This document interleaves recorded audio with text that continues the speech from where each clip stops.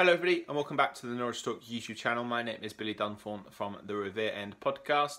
No Ben today, him and Geordie are busy on their own town duties, so they asked me to take over the reins for today's match review. So let's start with how Norwich lined up. They lined up in their customary 4-2-3-1, but there was a few interesting changes from Farke. Obviously he's had 2 weeks, hasn't he, over the international break to prepare for today's game, and I think that I was getting that sense that there would be a few changes.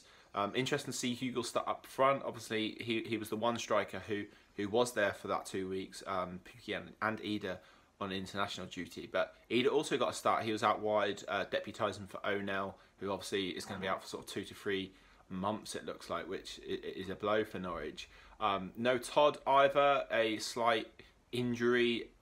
Make that what you will. I'm not too sure how I feel about that. For me, there's still some question marks over Todd's future at Norwich, despite the odd Instagram story post. Maybe an even more intriguing selection was Hanley alongside Gibson. Again, I'm not entirely sure if that was due to injury. I haven't managed to sort of catch up on Farke post-game, but I would presume it would be, because Zimmerman didn't even make the bench today, so you'd presume that would be an injury issue for Zimmerman. But Hanley obviously getting his first start, and I think about 6 months, I heard on commentary, so it was a long time coming for Hanley, and it was an interesting partnership that him and Gibson formed today. So in terms of the action, it was an unbelievable game. Just to quickly summarise it, to be honest, especially for a neutral, although I doubt too many paid the £10 fee on iFollow if you're a supporter of neither club. But obviously Rotherham opened the scoring through Freddie Lapido. But for me, that you've got to look at sort of the 4 defensive mistakes that were made by Norwich leading up to that. I think it was Tim Krul's pass. Aarons then fails to win the header, although not entirely sure you can blame him for that, considering he's 5'6". But I think it was Ollie Skipp and Grant Hanley who then both failed to sort of win the ball in the middle of the park, and Rotherham sort of probably rightfully so found themselves ahead. Although there was a number of chances for Norwich, a number of chances for Rotherham, but it was quite surprised it was only 1-0. And I think we all felt like the penalty for Rotherham, which they won, was probably going to kick-start things a little bit, which it did. Obviously, Adam Ida fouling the Rotherham player, I can't remember who it was, from the corner. And this was a big moment in the game, because if that's 2-0, then the tie changes considerably, doesn't it? It's Rotherham's game to lose.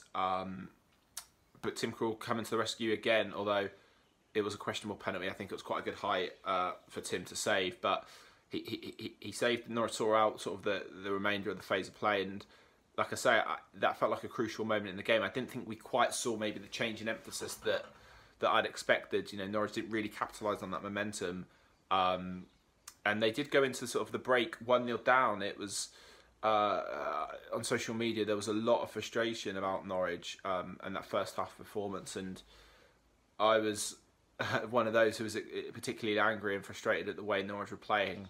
Ultimately, I struggled to sort of see how this Norwich side were approaching today's game, and it raised bigger questions about Norwich's identity in general, actually. I'm really struggling to grasp what this Norwich side is, both on and off the pitch, and that was probably my biggest concern. There was a few individual performances that I was frustrated at. I was really struggling to see how sort of Marco Stiepermann is sort of continuously getting opportunities when there's certain other German midfielders that have been ostracised for as mediocre performances. I don't know how you want to put it, but Stiepermann is in that role, is always going to be involved and always going to be in the thick of it, and there was just one too many chances, one too many passes that didn't go correctly and went astray, and that was probably my biggest concern. I think why Farke opted to go for sort of 3 players over 6 foot in that forward line was interesting, because for me, if you match Rotherham up, you're never going to beat them at their own game. You know, this Norwich side for me are at their best when they're playing their own game, when they do what they're good at, really. And Norwich, even if they do want to start utilising crossing and be a little bit more, I suppose, versatile and unpredictable in their attacking approach, you've got to stick to what this whole foundation is built around, I suppose. And I didn't really feel like they'd done that. But ultimately, the Rotherham chances really were being created from our own mistakes. I felt like we were so defensively fragile in that first half.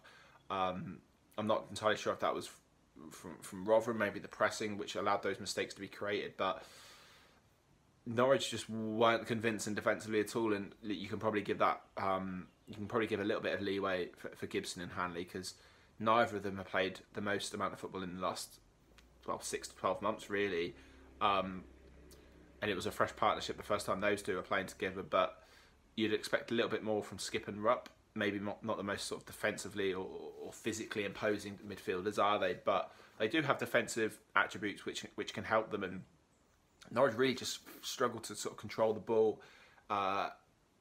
There was a few opportunities, but again, they just didn't take them. And that lack of penetration, I suppose, from Norwich City resulted in them going into the break 1-0 down. And it took a slight change in system for Norwich to sort of get them back into the game.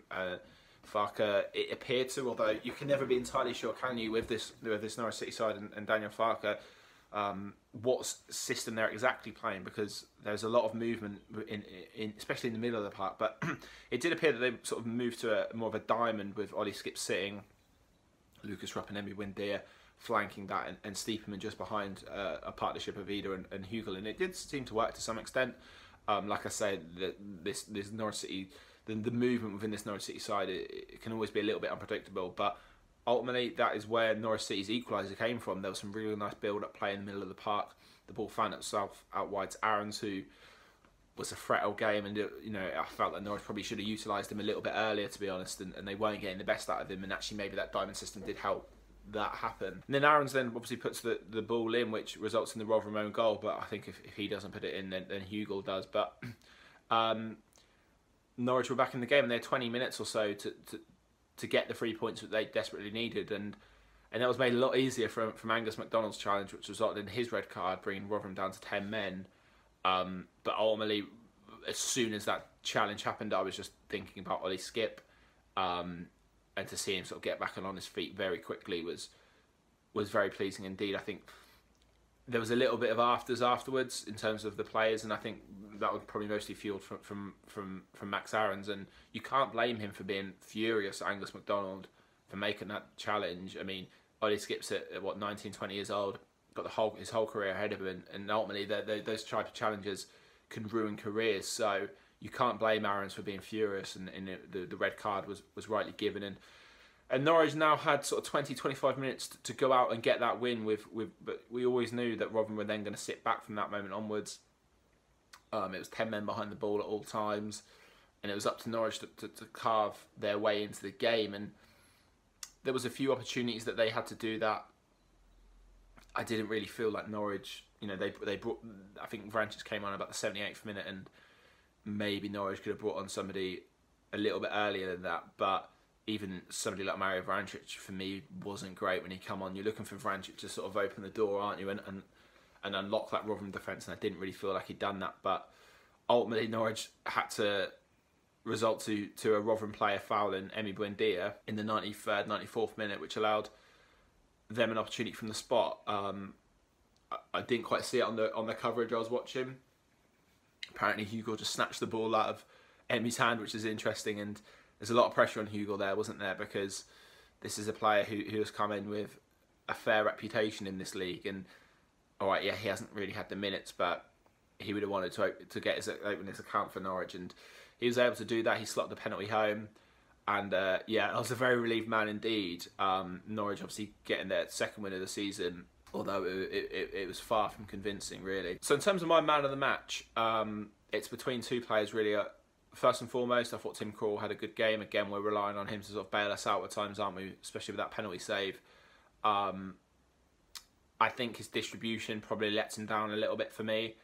I felt like at times he's just given the ball away a little bit too easily for me, and I've said for a long time now, ideally I want somebody who's a little bit more competent in that area.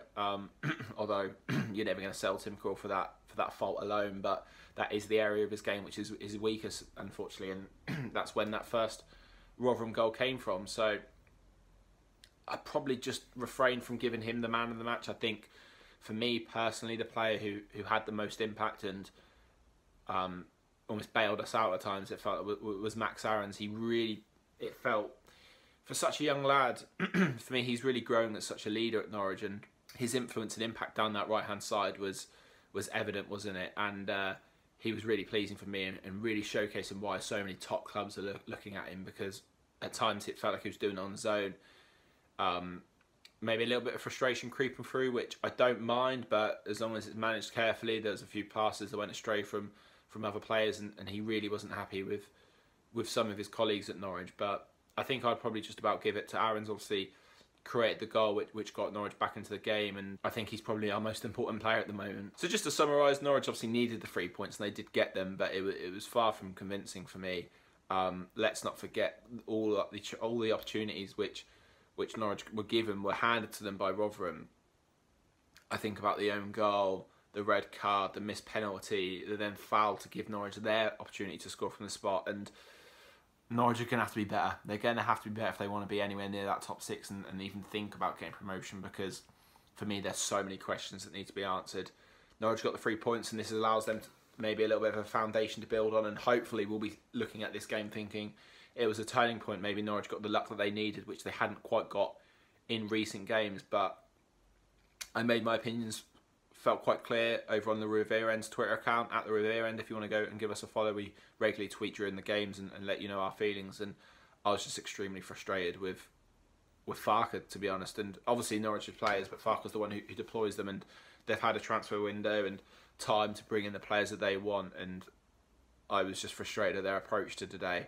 It wasn't until that change in system, which, give credit where credit's due for Farke, he was the one that implemented it. But for me, it probably should have been brought in a little bit earlier, and maybe I would have liked to see a substitution or two earlier, but I can't start criticising him now for that, because that's something that we've grown to know from Farke, isn't it? But look, Norwich got the 3 points. They go on to they face Birmingham on Tuesday, don't they? So Norwich got 3 games this week, and they need 9 points from them for me, and they've got the first 3, but there's 2 big games now against Birmingham and Wycombe, and Norwich need to build on this. For me, they have to be coming out of this week with 9 points if they want any sort of chance of looking towards building towards that top 6 or maybe even the top 2. So today's game obviously finished in Rotherham 1, Norwich 2.